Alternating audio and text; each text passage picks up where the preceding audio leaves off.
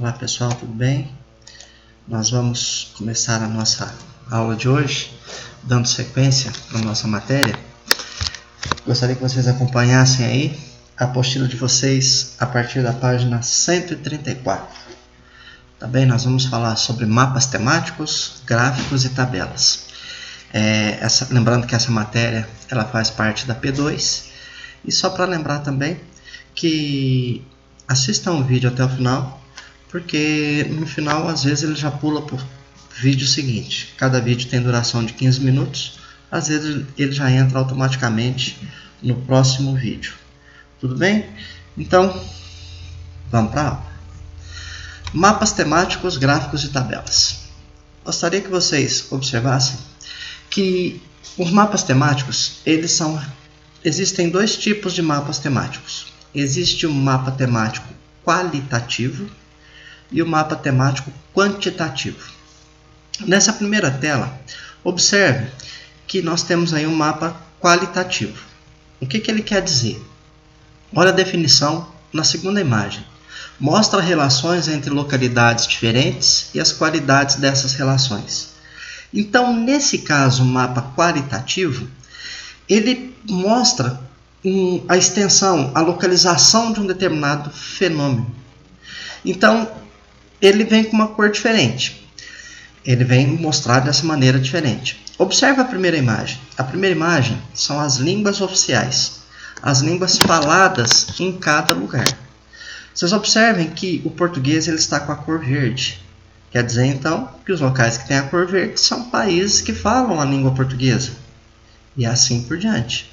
Já no mapa da esquerda, da direita, desculpa, nós temos cada domínio natural, Amazônia, Caatinga, Cerrado, Mata Atlântica, cada um vem com uma cor.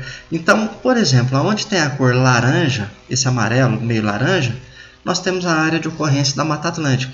O verde escuro, a área de ocorrência da floresta amazônica. Então, o mapa qualitativo, ele vai determinar o lugar que está ocorrendo o fenômeno, a extensão desse fenômeno, né? Então, você diferencia pelas cores que ele é representado, tá bem?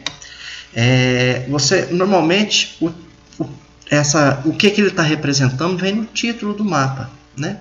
Ou alguma coisa no mapa que já determina a função dele. Então, esse é o qualitativo. Agora, observem o próximo slide aqui, a próxima imagem. O mapa quantitativo, mapa temático quantitativo. Um detalhe, os mapas temáticos, cada um deles tem um determinado tema. Ele é feito para mostrar alguma coisa, tá bem? Então, nesse mapa temático, o mapa quantitativo, ele vai mostrar, ele já dá uma noção de quantidade.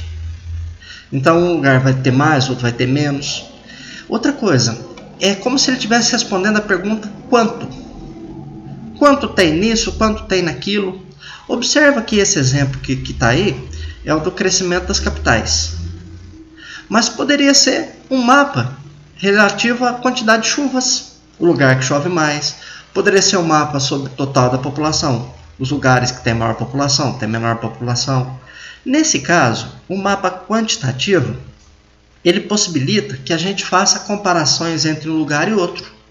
Então, aqui dá para a gente verificar que, em relação ao crescimento das capitais, olha São Paulo.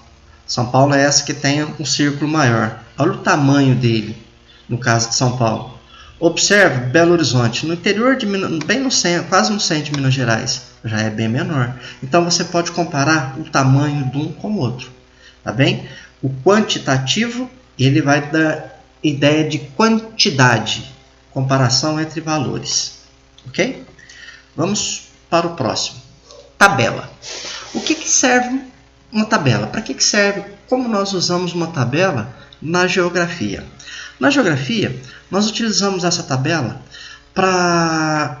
normalmente ela é feita com linhas e colunas, e no caso há uma comparação. Esse exemplo é de uma tabela que fala sobre previsão do tempo, de um lugar qualquer aí. Observe que nós temos aí, na primeira coluna, nós temos aí os dias da semana. Domingo, segunda, terça, quarta, quinta, sexta e sábado. Na segunda coluna é como o tempo vai estar naquele dia. Ele está parcialmente nublado, ensolarado, chuvoso.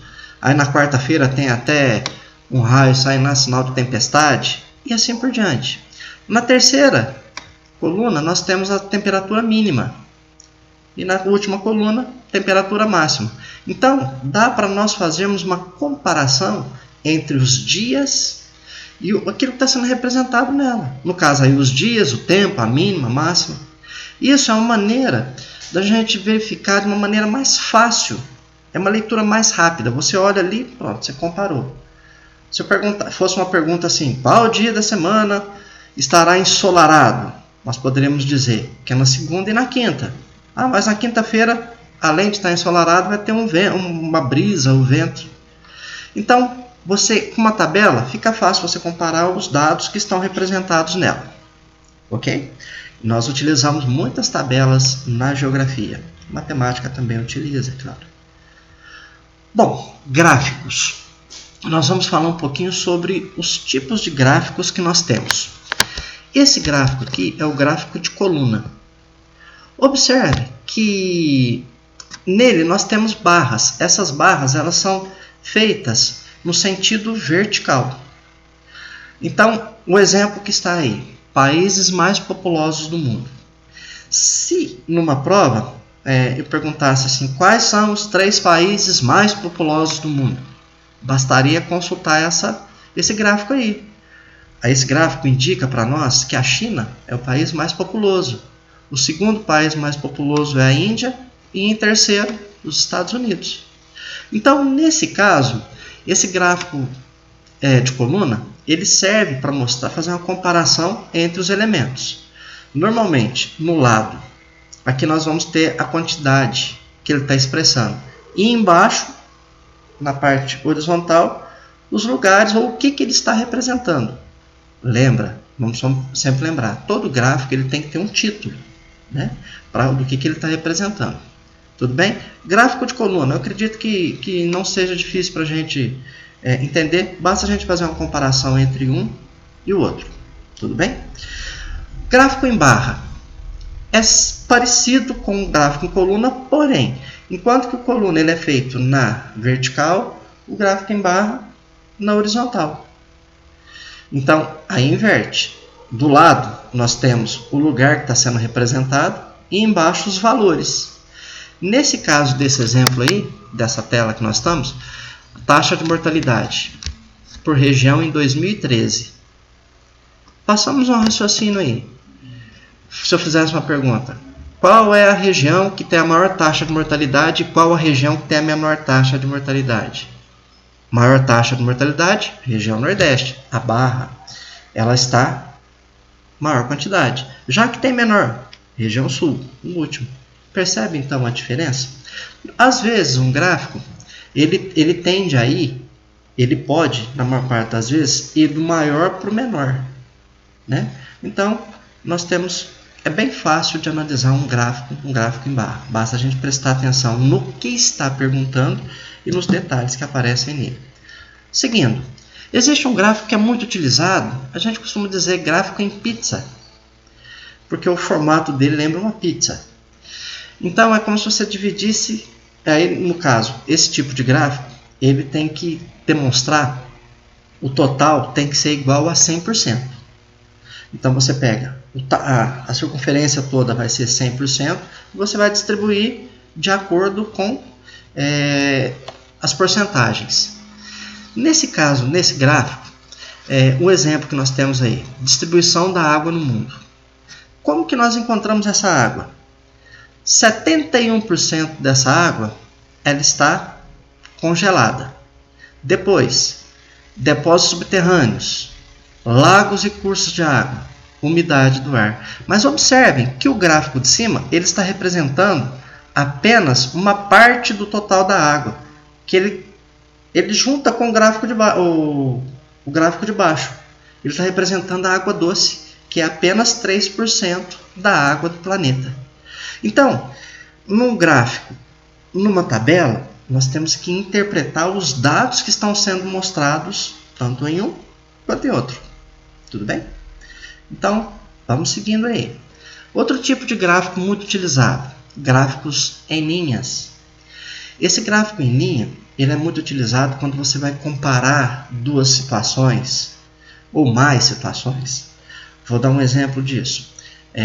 Quando existem as eleições, eles falam, candidato A está com tantas intenções de voto, candidato B. Então, eles vão fazendo normalmente em linhas, que ele pode mostrar o crescimento, pode mostrar a queda.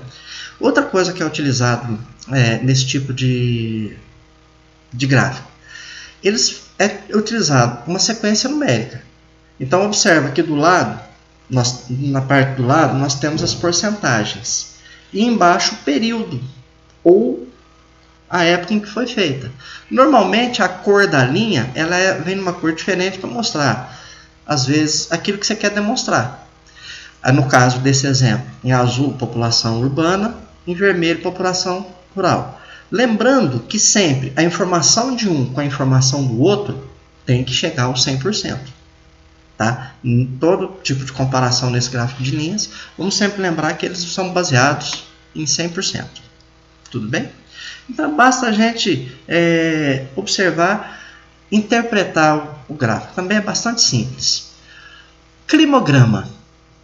Esse já é uma forma de representação. Um climograma, como este que está aí na tela, possibilita nós termos algumas informações sobre o clima de uma região. É muito comum em geografia a gente utilizar um climograma. Eu quero chamar a atenção de vocês para a parte de baixo do mapa. Nós temos aí os meses do ano. Um detalhe, desculpa, estava até esquecendo. O climograma, ele traz duas informações que são necessárias para a gente entender o clima de qualquer lugar do mundo. Temperatura, umidade. A umidade é através da precipitação, da quantidade de chuvas que nós vamos ter em um determinado lugar. Essa quantidade de chuvas ela é marcada em milímetros. Choveu tantos milímetros. A gente ouve muito isso na previsão do tempo. Milímetros, só para esclarecer isso, quando se diz assim, vai chover 20 milímetros, a previsão é de chuva de 20 milímetros.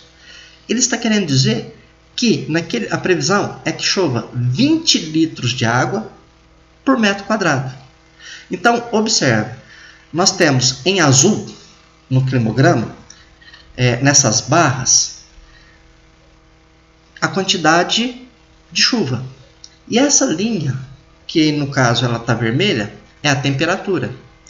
Interpretando esse climograma, o período de maior chuva em Manaus é no mês de março. Olha só, a coluna ela está maior no mês de março. Já em temperatura, a temperatura mais alta nós vamos ter entre os meses de setembro e outubro. Tudo bem? Olha para vocês verem, através dessas informações fica fácil, mesmo sem a gente conhecer o local, determinar que jeito que se comporta. Mesmo assim, olha a questão da temperatura.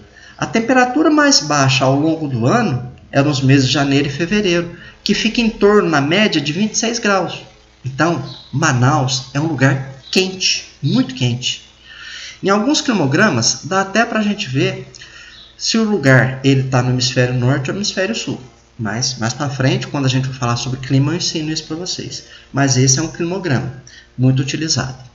Tudo bem, pessoal? Eu vou interromper o vídeo agora, porque no YouTube nós podemos colocar apenas 15 minutos e já volto com a próxima informação. Até daqui a pouquinho.